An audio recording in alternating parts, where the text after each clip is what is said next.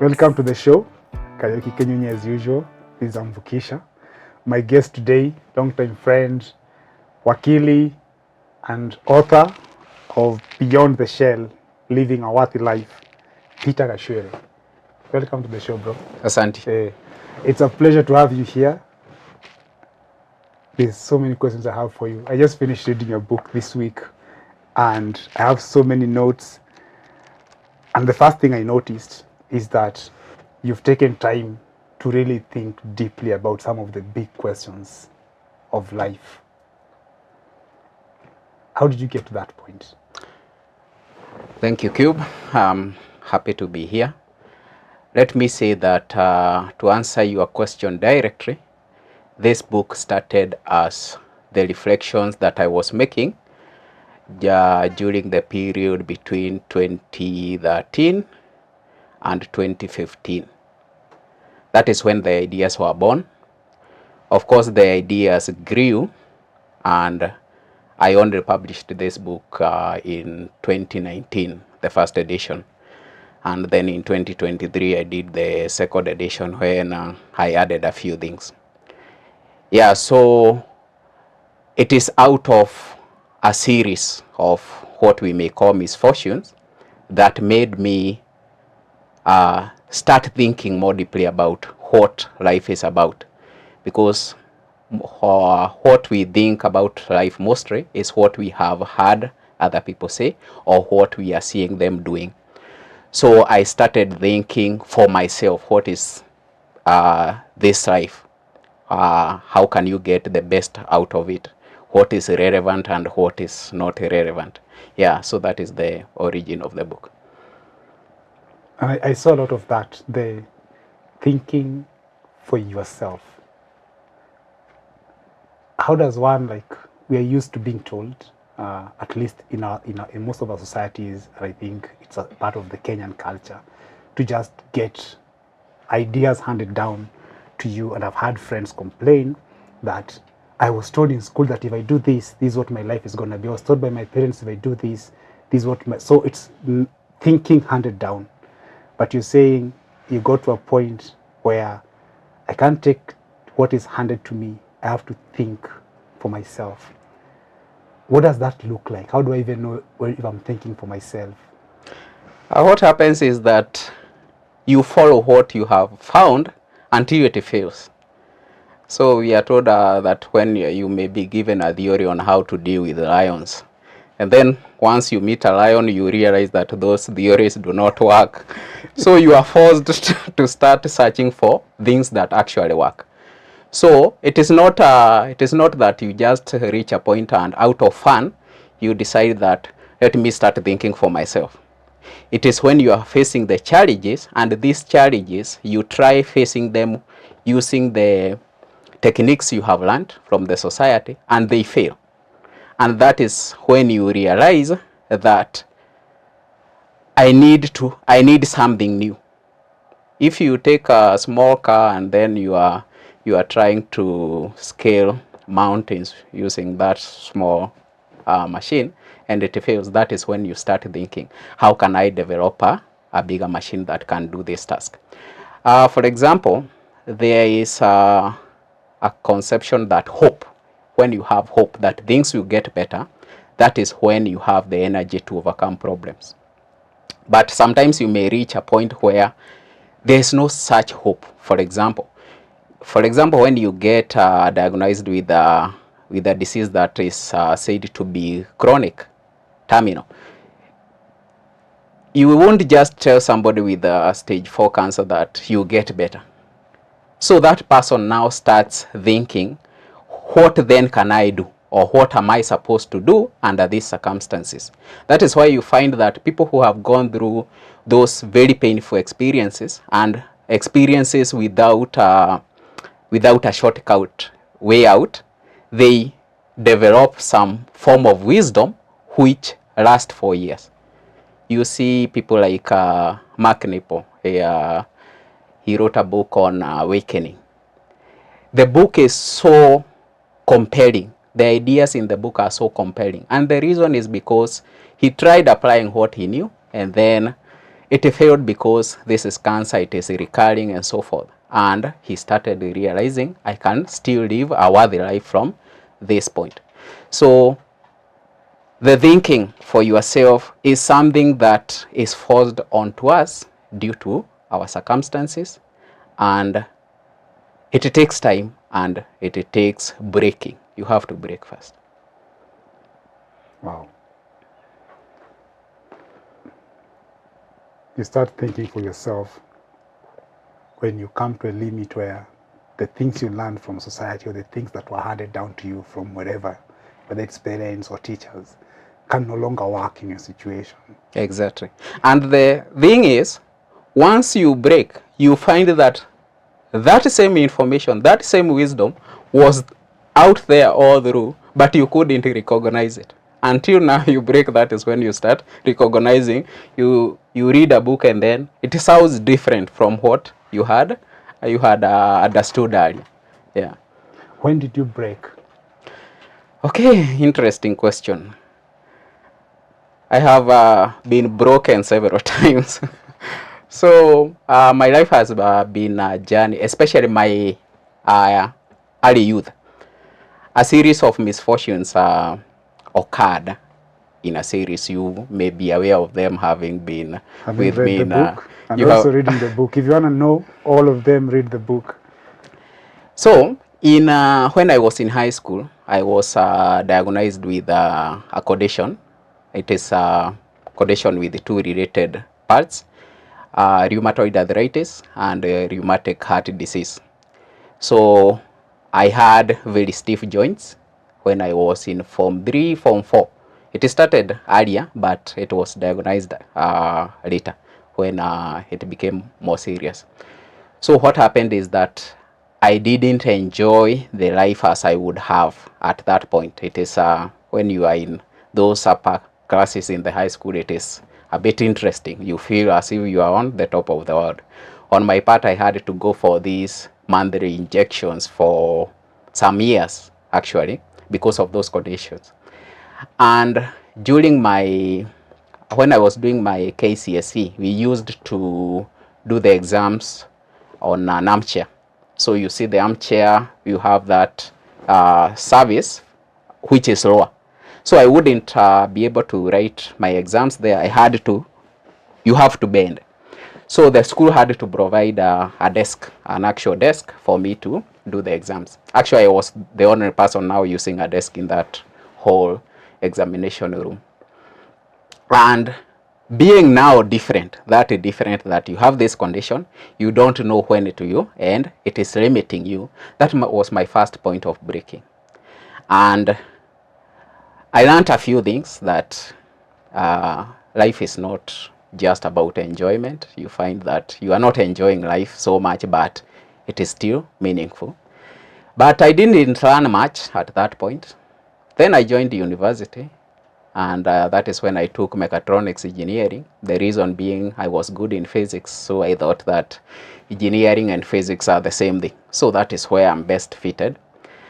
I had to drop out of school. That was another opportunity where I broke.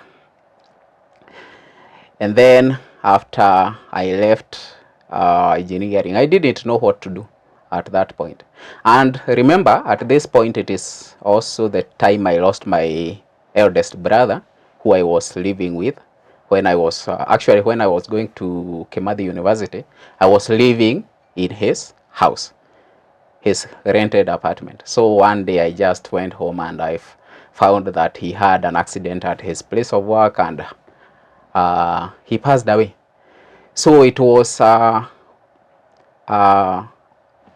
period where I had a lot of challenges happening one after the other, after the other. So once I dropped from Kimathi University at the end of 2012, I again, later I joined law.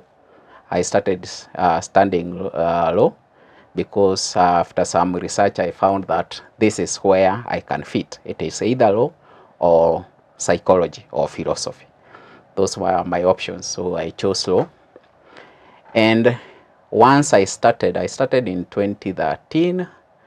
I had towards the end of the year, I had another, I got ill again, and I was hospitalized actually twice within a very short time. On going back to school, I was attacked. I was living in Mlango Kubwa because the school was in Nairobi, and I was attacked by some thugs, and I lost some things, and my security was actually threatened. I had to leave Nairobi because the thugs were well connected and in a gang form. I fought back, and they were angry with me. They later broke into my house, took my IDs and photo album, and said that they were going to get me. And then I had eventually had to leave Nairobi, but not before I was arrested actually. And I was it happened that one of the persons who had attacked me died, and having fought the people, the group, I was one of the suspects, and I was charged with murder. I stayed in remand for 8 months, and I only left in May 2015. So by the time I'm leaving, my family has used all the money for the bond processing, legal fees, and so forth. So I didn't have much hope that I would rejoin school. So when it comes to breaking, I think those are the things that amount to the breaking that made me question some of the things we learn in life. Yeah. That's a lot that you've been through, and so many breaking points. Sometimes I also wonder, did I really go through all this? Sometimes it feels like a dream now, yeah, looking at from this point. Where are you now? Like after breaking, what comes next? What comes after breaking? And I think that the question should be, what do you do when you are still breaking? Because it doesn't necessarily mean that you only live after. It is at this point that you start living. Actually, it is a point of breaking that you live the best, and then for the rest of your life. I was telling someone that I realized why Paul was in prison. Because in prison, especially when you are in remand, you don't work. You are just there. You don't have any luxury. You don't have even a chair you can sit on. You sit on the floor. There is no desk or table. If you have to write, you have your notebook, but you have to find your way of writing. Either you place it on the wall or wherever.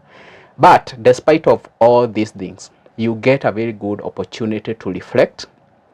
And this is a place where there is no place in your mind to entertain good sounding phrases which don't work. This is a place where you are desperate, and you cannot just wish away the reality that is ahead of you. So there are some books you read there, and then they just sound, they have nothing to offer at that point. So when I was in prison, that is where I started living. I always say that I found peace in the most unlikeliest of places. Because before I went to prison, now I have joined law. I know that I can be good at it. I have already, you can feel when you are getting good at something. So you have that anticipation that one day maybe I will be there. I will be a very good advocate. What this does to you is that you start on living in the future in anticipation. This is what you are looking forward to. My life as a student is of no value.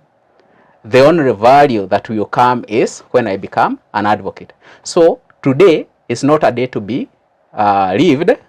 It is a day where it is only a stepping stone. So you are not living, you are waiting to live. And then I went to prison.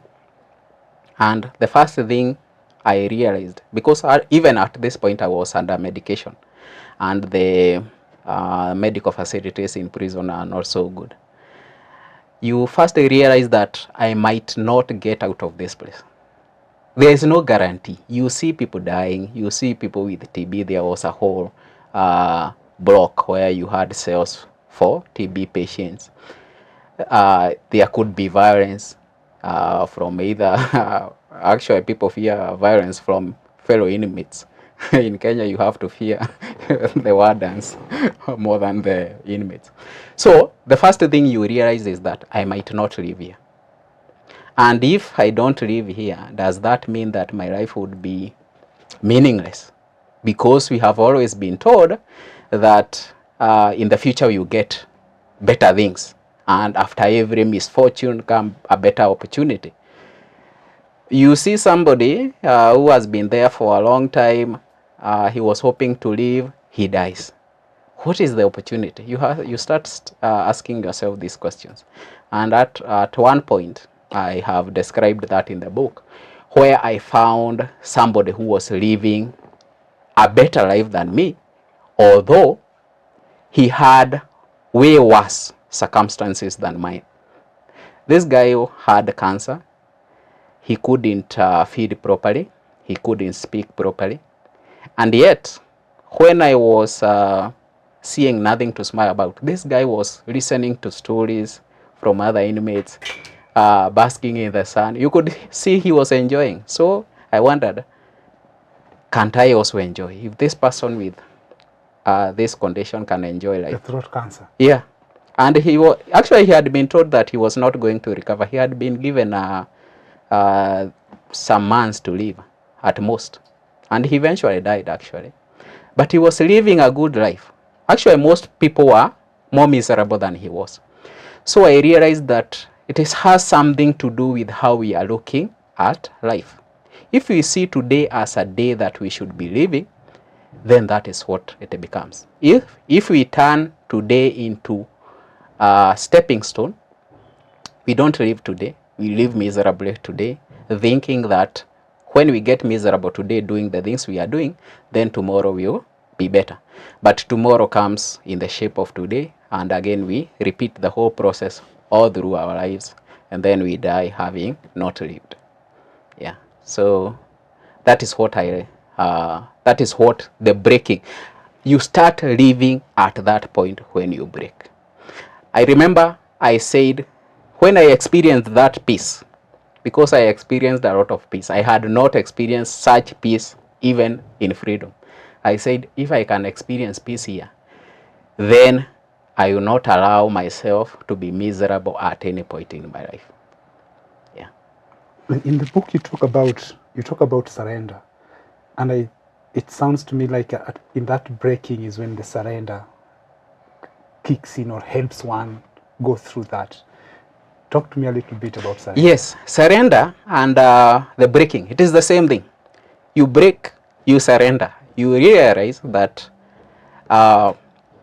surrender sometimes is seen as something bad, something terrible, giving up. It is not actually that sort of giving up. The surrender is, we are shown how not to surrender today. For example, right now, you find people even who are doing well in their careers, they have families and so forth, but they are not feeling satisfied with what they have, they want more. So you are not surrendering to what you have. So surrender takes the form of, these are my circumstances at this point. I went to the hospital, I was told I have ABC ailment. I don't have education, for example. I'm still a student. So the surrender is accepting that this is the reality that is facing me, and my responsibility is to do the greatest I can with what I have. So it is not withdraw and failing to do something. It is saying, if what I have at this moment is the greatest or the most I will ever get, what can I do with it? If there is nothing better in future, how can I use what I have today to make my life better, to make other people's life better. That is all surrender is. It is accepting the circumstances as they are right now, the things you cannot change, the things you can change also, because at this point you may not be able to change them. It may be an hour later, but right now you accept them and you do something to change your circumstances or your attitude and the circumstances of other people. For example, now in prison, when you are only thinking about when will I come out of this place, you don't see you can encourage a person in there. You don't see you can use your literal legal knowledge to help somebody with their case. You don't even go to exercise. You just want to leave this place. That is what is in your mind. And when the future is always in your mind, you don't even see opportunities, and opportunities don't come as we mostly thought, or how you are taught by the society, that something big will happen somewhere. One day you get a big case, one day you get a big contract. Sometimes you only see big things after you look back. So something happened, something small, and then later it grew. Like Mother Teresa helping the children. She was not thinking that this thing will grow into something big. No, it didn't work like that. Even Martin Luther, look at how he was leading those protests. He was not thinking that one day this will be successful and I will be famous or something like that. It is not that a dream, but taking opportunity and doing what you can at that moment. So in prison, that is what I started doing. We started doing exercises.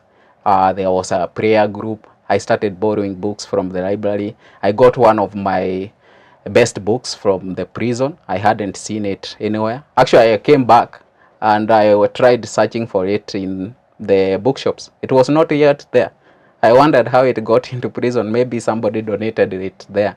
But yeah, so once you stop looking at the present as just an enemy, you find yourself gaining much from it. Yeah. Wow. You talk a lot about the mind and how sometimes it can be our enemy in our pursuit of happiness, contentment, joy. And now you're also bringing the concept of the mind keeping an eye out for the future and forgetting to be present. How did you eventually get your mind to just present? I think it is the same thing. It is the misery. I had a small notebook. After I went to prison, the first thing I asked for is a notebook, because I like writing. A notebook and a pen. And the very first quote that I wrote was that, kill your dreams before they kill you. The reason is I went into a cell. It was not much bigger than this room, and you are living there 10 people. Actually, you cannot lie down facing up or down, because the space wouldn't fit all those people. So you had to lie on the side and very straight. So the reason I was writing this quote is that I had interacted with the people, my cellmates, and I had seen other people. There are these people who are always looking forward to, I will go back to my family, I will go start a business and so forth. These were the most miserable people. And eventually what they did, because you are hoping that you go to court next month, you have a date next month, and then you'll be released. And then next month comes, and then the judge is not present in court. You are given another 6 months. You come back, you had the hope of seeing your family. And then now you have to wait another 6 months. Despite the frustration and disappointment, now you start looking forward to these 6 months. You go that day, the witness is not there. You are given another maybe 6 months or less. But what this does to you is that it frustrates you so much, you get a heartbreak that you can no longer live with this reality. So what most people would do, they started using drugs, which they were very common. Actually, that was the thriving business there. Out here, I had not seen a lot of drugs, but there I saw almost all kinds of drugs. So they are using the drugs to escape from this reality they have created for themselves, that I shouldn't be here, I should be somewhere else doing better things. So once you realize this is what makes our lives miserable, I think you take the opportunity to see, what if I just decide whatever is in the future, yes, I will be happy if it happens. But what if I see the beauty of today? In this moment, what am I doing? If right now when we are speaking, I'm thinking about better things we can do, I cannot concentrate. So it is a decision you make after seeing that what is normal for us to think that the future is what is best for us. If you focus on in the present, you get more joy. And we forget that where we think that in future there is success, there is a lot of money, there is luxury, there is a good name and so forth. In future also, there is old age, there is disease, there is death, mandatory death and so forth. So in fact, today can be the best day of your life. At this point, something can happen, and in a minute, you are praying, asking God, please just put me back to the place I was. And you'll be praying and fasting. And these things happen. You get an accident, you lose a limb. That is the only thing you need. That is the only thing you want. When I went to prison, my life was also miserable before I went there, because I had these all hopes. I was imagining a future. It is not what I have right now. But you get in prison, the first thing you are wondering is, if only God can put me back to where I was with my freedom, that would be the most fulfilling life. But you are placed back, you now imagine something more beautiful.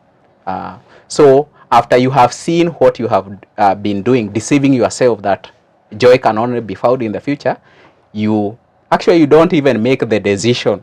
You find yourself living today. Okay. I struggle to surrender. I know I should. I've talked to my therapist about it, and surrender comes up a lot. Accept everything as it is, surrender to my life, and a lot of the things I struggle with they will not be a problem anymore. Have you had any challenges with surrender after you've learned all these things? Or do you have like a practice that reminds you that surrender is an everyday act? It's an every moment act. I struggle more than I do it well. So before I surrender, actually, I have struggled first, and then I remember. I don't just face circumstances and then it is surrender immediately, unless it is I'm just very lucky or very present at that moment. But I first struggle when I get something is not going as I wished. I struggle. I get stressed. I struggle a lot. But what I do and what helps me to remember what I should be doing is that I learned this habit of journaling. And it is not just in a form of journaling. I don't keep what I write. So I just take the laptop and then I will type maybe 3 pages or 4 pages of whatever is running in my mind. I learned this from the book Tools of Titans. I read it, I think, in 2017 or 2018. And it teaches you to, it was a habit by one Maria Popova, a writer. And the first thing she does is that she writes down for 3 pages before writing the official work. And this helps you to analyze your own thoughts. Once you have externalized them, you can see them as if they are coming from another person. You see how we can readily advise another person what to do, but it is hard for us when we are experiencing a similar problem. So for you to overcome that challenge, what you do is that you write down. Immediately you write those down, you see what is irrational and what is not working for you. You remember the principles that you have already set for yourself and see what is not going by those principles. So it is that writing. Mostly I will get stressed, and then when I sit down and write, by the end of that writing, I have made a decision that I need to surrender in this form, I need to take this action here, and so forth. It is not always accurate. Sometimes you still make mistakes, but I have seen that being of great help. Yeah. So journaling helps. If you struggle to surrender, journaling can help. I want to read something from the book that I really enjoyed. And it's a quote.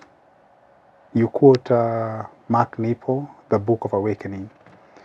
And what it says here is, if we zoom our focus on the problems that we have, cropping out everything else, we cannot be at peace.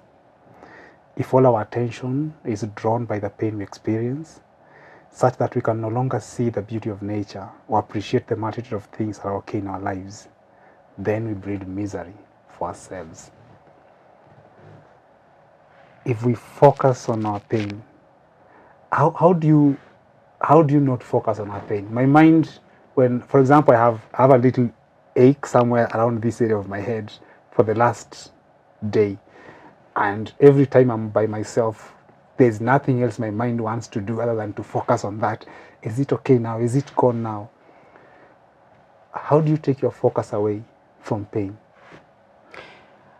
Okay, I think I learned a lot from that author, Mark Nepo. This is a person who had cancer, and it was serious.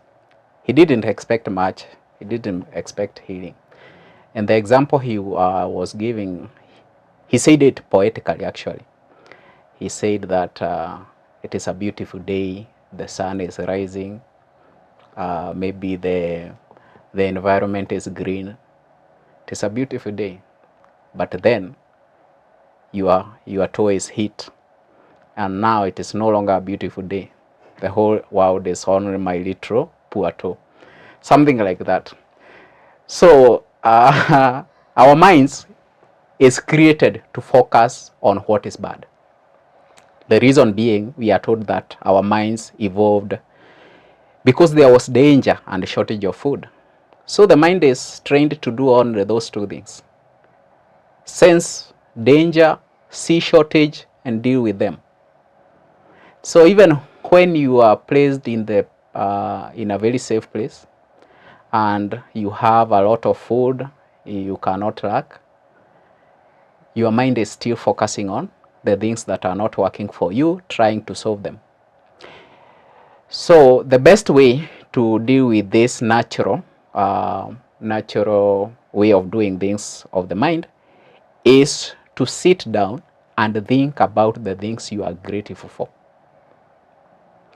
So for instance, you are somewhere, you don't have money, you have not eaten, you don't know what you eat for supper, you don't have fare, and then you sit and ask yourself, what am I grateful for?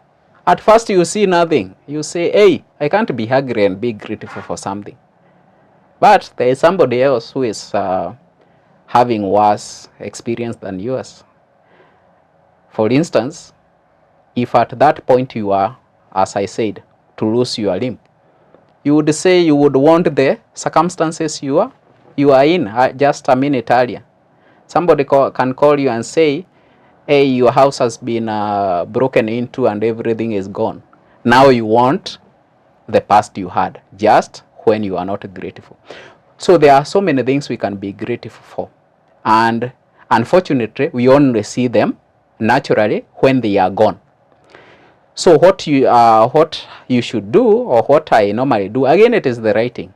Because if you tell your mind, I want to write 10 things I'm grateful for, you have to search for them. You have given it a problem. but you are solving the problem it is creating. So you tell your mind, what 20 things am I grateful for? And you start. You first think of something which seems see it is important, but it is not actually the most important thing. For example, right now, I may be grateful that I have some money in the pocket. I can go home. I won't struggle. Maybe that is what you be most grateful for. And then you write those things, and then now you start thinking. And then you realize, wow, when I had a cold, my nose was blocked, and that experience was not good at all. And right now I can breathe very well. I can walk from here to, I can walk 10 kilometers with these legs of mine. And then once you start seeing these things, you see, wow, I am having a good life.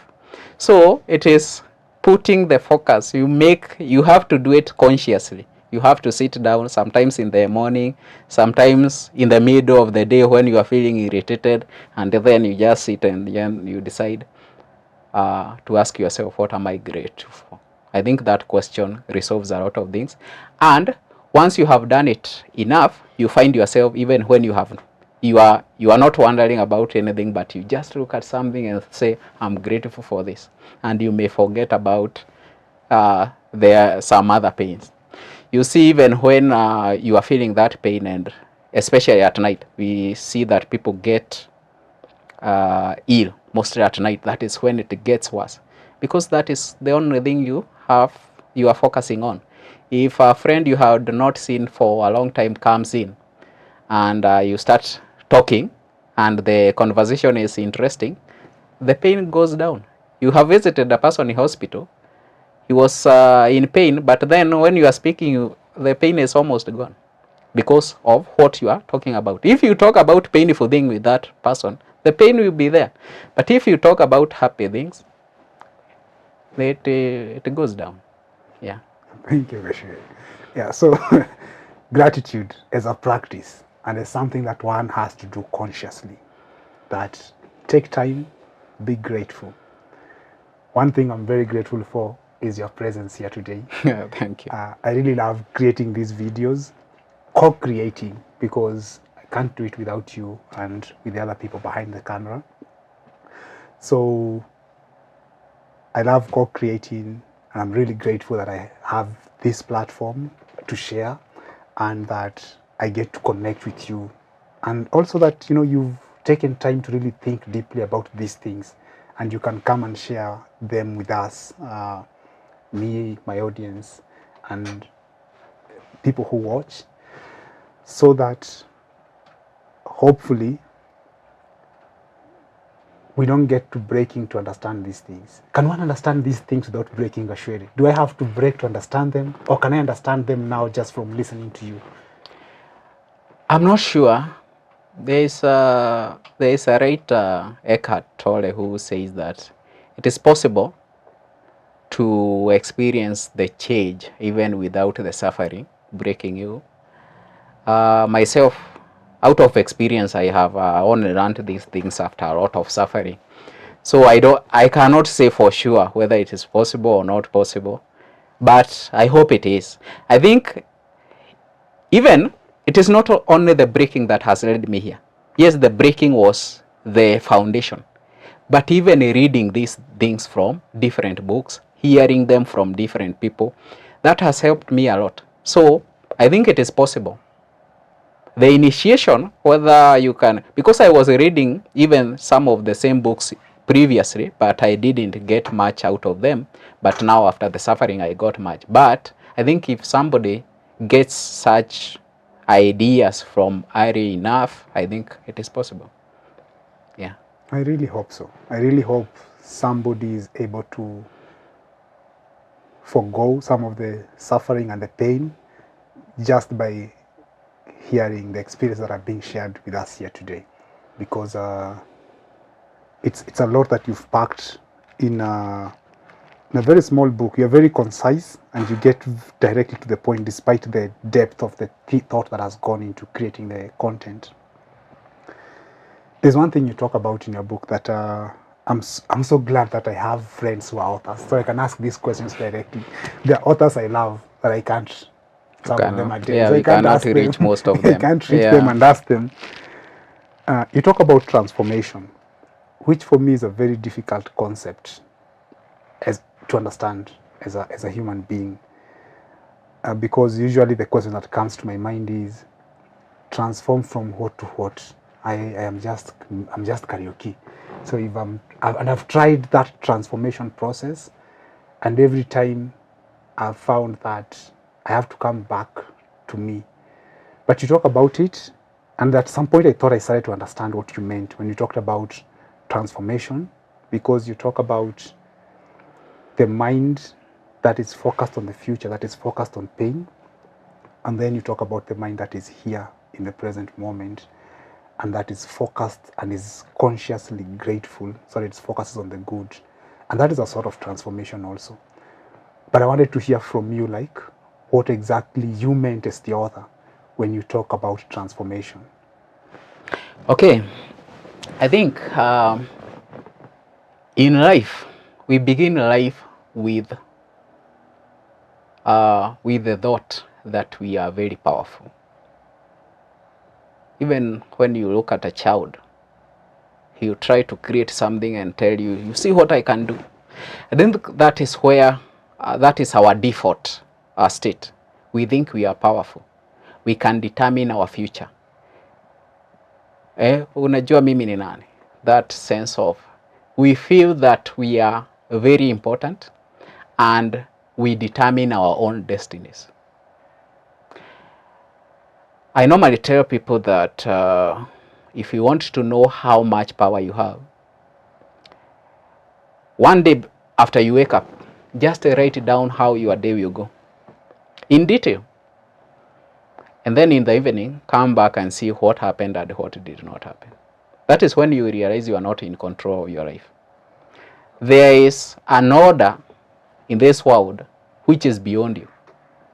And that is the biggest part. You look at your life, what can you change and what cannot you what can you change and what is beyond you. Your body, for instance, most processes, you have no control. The heart beats, you digest the food, the thoughts you are processing in your mind, you don't have control. This is a structure which has been has come of an intelligence. Your own intelligence cannot make this. Your intelligence cannot even make a plant, leave a complex thing like a human being. So when we place the mind in such a high place that we think this mind of ours is what we use to determine our destinies, it is what determines what is right and what is wrong, everything, we depend fully on this intelligence to manage our lives. And we believe that is the highest form of intelligence there is. So you're asking, transforming from what to what? This is the initial thing. An initial position that we believe that from the contents of our mind, we can determine everything. We can judge everything, including the intelligence that is able to make plans, to make your own brain, which you cannot fully understand how it works. So you can imagine just fatty cells making us think and converse as we are doing. Fatty cells. And even these fatty cells, to make them, there's another intelligence. Atoms come together and so forth. So you are imagining that this intelligence that cannot even understand, leave alone make these things, is what should guide you. So this is the initial position. The position you are transforming to is there a way? First of all, of course, is the question whether there is an intelligence higher than our own. And when I say our own, I mean the conscious mind. Because we don't use our conscious mind to make our hearts beat.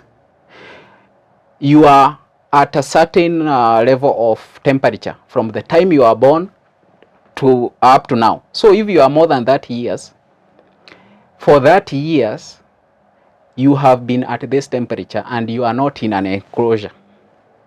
So if you are told, take that bottle of water, and for 1 year, I want that bottle of water to be at 36 degrees.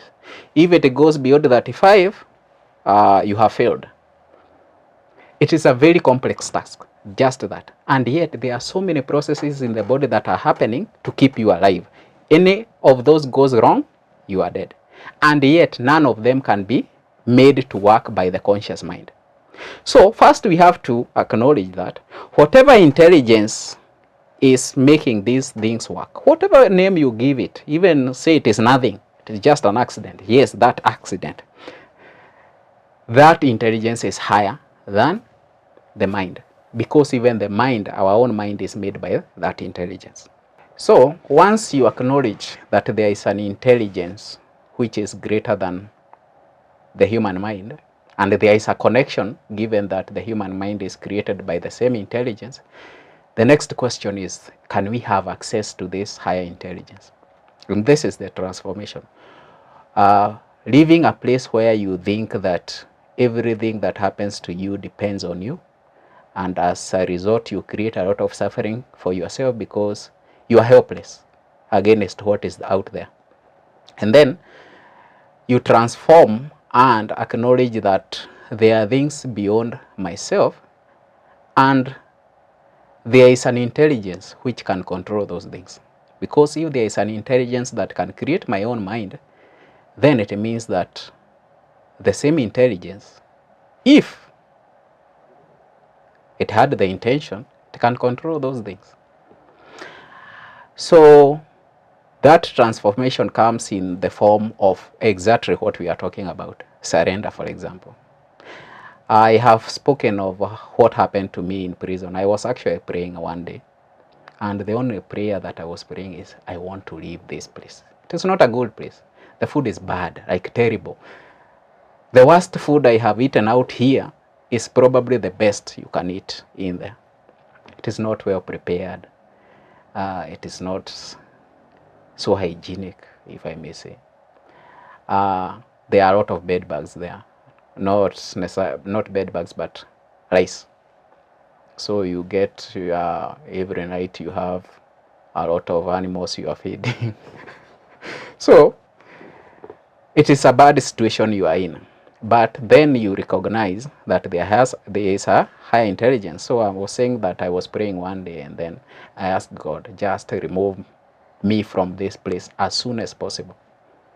Then I wondered, what is as soon as possible to God? Now, in my definition, the intelligence that is higher than ourselves is God. And then I realized, if all these things happen in the world, the plants everywhere, the animals, interconnectedness of things, even there is a plant which eats animals. How did it know that they are animals? That there is an insect which will be flying about, and that insect would be interested in a sweet smelling substance. So I will prepare that sweet substance, and then the insect will come and I will grab it using this whatever, and then you design that. It is a whole engineering process to make a structure which will be capturing these insects. So that intelligence, if it were to use its power to remove me from prison, how much long would it take? 0 time, 0 minutes. If there are people out here with very little intelligence and they break out of prison, what about the intelligence that made them? So I realized that if God wanted me out of here, immediately I would be out of here. Even if God wanted me never to step in here, I would never have stepped in here. So there is a reason. That is the conclusion. The reason why that intelligence is not using its power to remove me from here, there must be a purpose. And then you surrender to that purpose. Because how do you surrender to something that is... You cannot surrender to chaos. You can only surrender when you know there is order. Even when you are surrendering to the the other side of the other soldiers, it is because you think that when you surrender, these people will treat you in a particular way. If you thought that you surrender and then you just go be tortured and killed, you wouldn't surrender. So you must, to surrender, the first thing you have to realize is that there is an order that is beyond you. So you surrender because you know that there is an intelligence higher than yourself. That is all what the transformation thing is about. It is recognizing that your knowledge and your wisdom is really true, and you have to depend on another intelligence. The use of the word God has been, of course, misused, and it means different things to different people. Sometimes it is not even close to what it is supposed to point at. But yeah, that is the concept, that you realize getting, it is not by my power that I will get from this place to where I came from. No, I have no control over accidents. I have no control over people who may attack me. I don't have control over those things. If I don't believe in that, in a higher intelligence, then I will just be full of tension. What if, what if, what if, what if? So I have to say, if something happens, it must be in accordance with that higher intelligence. So I just do what I can. Whatever that intelligence has given me, I take it as if there is a superior and a subordinate. So I am the subordinate with my mind. So of course, just because there is a superior does not mean that I will neglect what I should be doing. As a good subordinate, I must do whatever I can do with my mind. So if I know I should be working on something, for example, writing a book, I put the effort there because this is something that I can do. But the things that are beyond me is what you call a higher pay grade. So I won't worry about them. The same way in a company, you don't keep worrying about how will the staff be paid. It is not my part. There is a HR. How will the business get tenders and so forth. There is a CEO, there is a salespeople. So all I need to do is my part. But I should not exaggerate that part, thinking that I am in control of everything. Just do your part. Yeah. We're now talking about the big questions, and we've come to God. Did you always pray as much before going to prison? How did the breaking and the surrender transform your relationship with God, and what did you see or come to know of Him from those experiences? Yes, I used to pray. I come from a Christian family, and my brother who passed away, who I lived with a lot of time, was also a Christian. And yes, I used to pray a lot. What I think has changed is that I pray differently. Those times, of course, I prayed about the things I wanted the most. I want to be there. I want to be this. I want to get this. So those big things, they are big in quotes because the big things are the things we already have. So the way that I have been praying has changed differently. I pray about the impact I'm making. I pray about being safe and for peace and for family. Initially, I was praying about the things that maybe would make me look better, status, money, and so forth. My relationship with God, I think I have come to understand God not as a person who is, actually not as a person. That is the first stage. Because we think of a God who is a person, that I get to know this person, and this person, because he is powerful, he will fight my enemies, he will do the other thing. It is as if, I think you remember the movie Three Idiots, where this guy said he was praying that God does something terrible to that lecturer, and then he was told God is not a serial killer or assassin. So I think mostly we think of God as somebody who will come and help us more than he is helping other people and so forth. So, but you now find God as everything, and you are part of that everything. So you are not separated. It is just like we have the whole body and then you have a single cell there. So this single cell is asking itself, what is the body? What is the body? Then it is thinking the body is something that is there to serve me. No, you are there to serve the body. So it is thinking that there is another cell here, but I can be better than that cell if I win the body. That is what we think. Instead of seeing ourselves as just small cells in this big entity, and we can only get better by ensuring that others are getting better. We can only be what we are supposed to be by serving others. So a single cell should serve others. If it focuses on its own growth, it becomes a cancer. And that is what people become when they only think about the individual benefits. Marcus Aurelius says that what is good for the bee is what is good for the hive. It is the same for us human beings. So God has created all this world, has created all these people, has created the universe. So how can it be that I alone should be rising and then everything else should be failing? Or I am here, I am angry with a certain person and I am praying that that person suffers instead of praying that that person, if he is out of his way, he comes back to his way.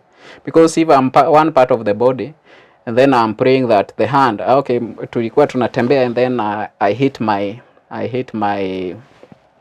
thigh, and my thigh is very angry with the hand and they say hiyo mkono inafaa kukatwa. It will harm the thigh eventually in a way because it needed that hand. So this system of acknowledging, and if you look at Jesus Christ's teachings, which are especially those people see as totally irrational, that is what they are aimed at. When we are being told about how to treat our enemies, it is a very interesting way because the mind is telling us, if you have an enemy, then crush that enemy and be done away with. But it is as if this enemy is part of us, but we don't see it because we have isolated ourselves. So that is what I have come to understand about God. Yes, I'm not saying I do these things as I should. I get angry with people and I just wonder, should this person be existing really? There are people I would see and then I would be maybe scared or very angry that they are living. There is a person who was released from prison in a certain matter. I had left him in remand. And when I read that judgment, I was so angry.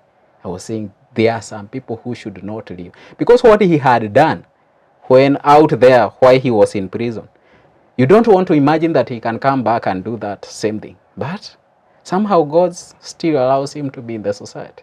And as a person, you should be praying for him to be better, not to be destroyed.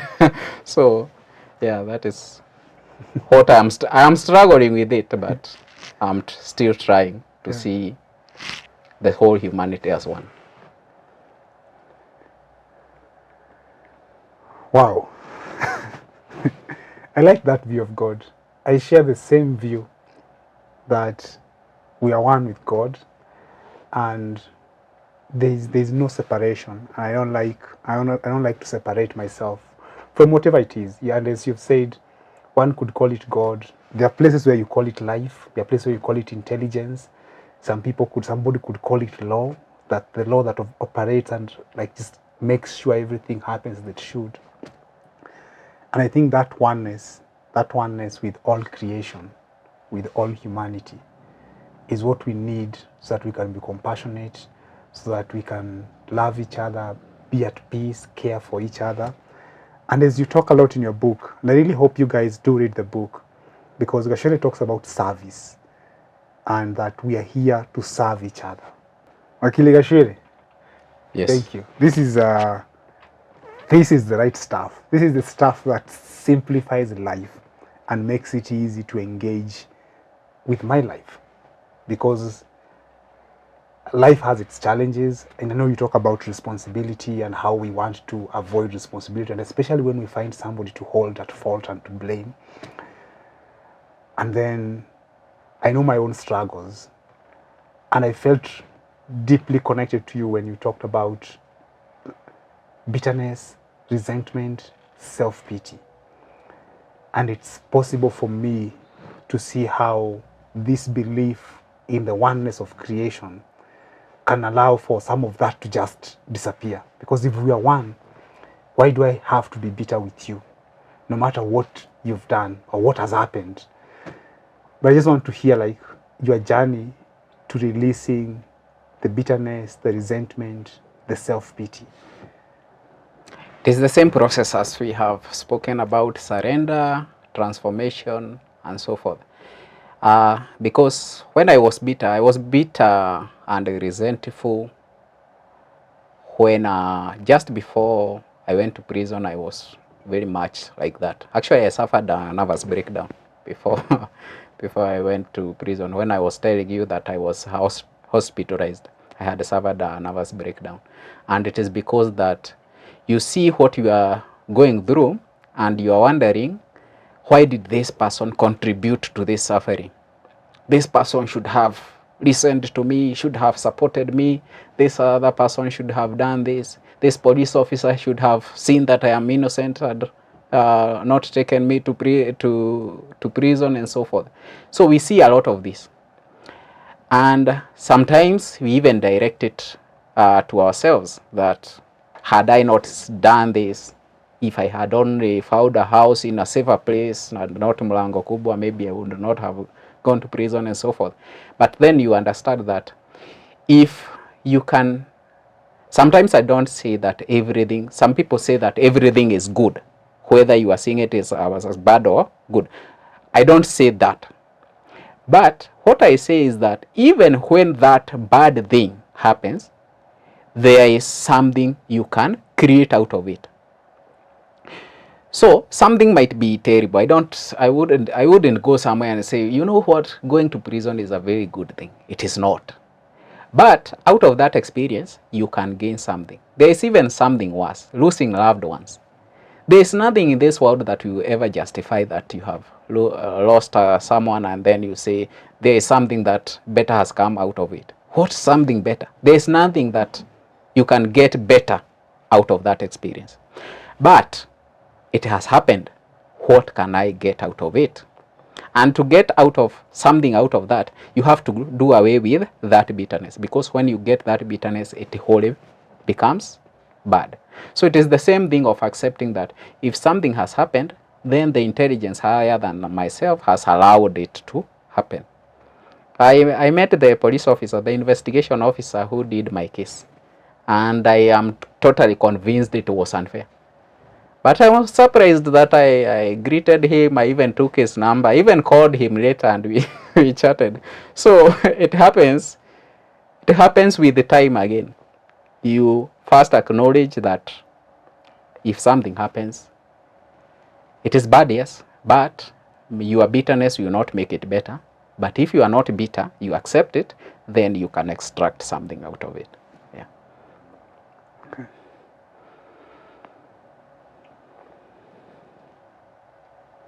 Read the book, guys. Read the book, Beyond the Shell, Living a Worthy Life by Peter Gachuiri. These things that you talk about, they're human things. They're not male, female, young, old, white, black, what have you, whatever dichotomy one tries to break the human race along. These are very human things. So I love that you've taken the time to think about these things, to sit down and write them. Writing is hard work.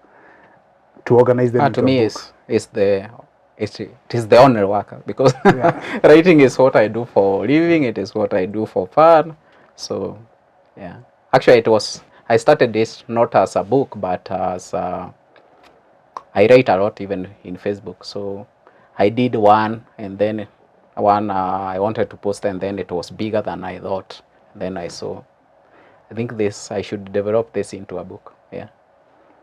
Thank you for taking the time, for sharing it with us. There's a lot of gems of wisdom in here, and a lot of it is hard ones, like from lived experience and from a man who thinks for himself. Fortunately for me, this is not the first book you've given me. Many years ago, you gave me another book. I never gave it back to you. It's right here on my shelf if you want it back. But I've just held and cherished it. And it's very old because when you gave it to me, it was already old. Dale Carnegie's How to Influence and Influence People. Oh, yeah. And you've won me as a friend over the years. You've influenced me with the book, with this one now, and also with our friendship. Thank you so much for coming to the show. I want you to talk to your fans and like the people who are going to listen to this, who are going to be touched by your message and what you are sharing with them. We want more people to subscribe so that the channel grows and we bring you again later. Today, you give me your time and you're very early in your career. I can imagine 10 years from now telling you, Gachuiri, come, let's do another episode and get to hear what you've learned in these next 10 years. And you tell me, that episode, that channel of yours is still 200 subscribers. Can't come. So we want Gachuiri here back in the future. So guys, please keep subscribing. Please keep liking these videos. Share with us which lessons resonate, what you'd have loved to hear more on. And then we're gonna keep finding answers to some of these questions. Some of them that are very deep, and one has to go through the worst experiences to start to make sense of what it is to be a human being. And I love that you've shared with us your experience of being human. Thank you. Asante. In this life, we have this mentality that you can make a difference or your life becomes worthy only when you attain something. There is something you are looking forward to, and you think that once you attain that thing, then your life becomes worthy living. That was my position. That is how I used to live until a series of events changed my view. And that is what this book, Beyond the Shell, is about. The message on the title, Beyond the Shell is what we have learned from the society and from our own presumptions.